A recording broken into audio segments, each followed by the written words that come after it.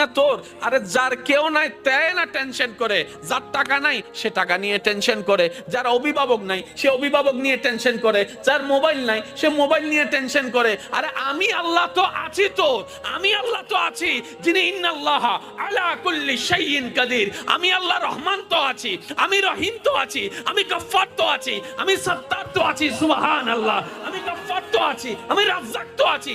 আরে আমি থাকতে তোর টেনশন কি?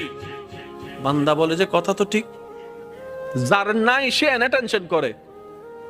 আমার আল্লাহ যদি আমার থাকে, আমার তো টেনশন করার দরকার।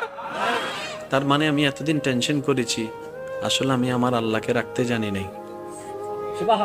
আমি আমার আল্লাহকে রাখতে জানি, আমি আমার আল্লাহকে ধরে রাখার মতো ধরে রাখতে জানি নাই, যার কারণে তো টেনশন আমাকে স্পর্শ করেছে।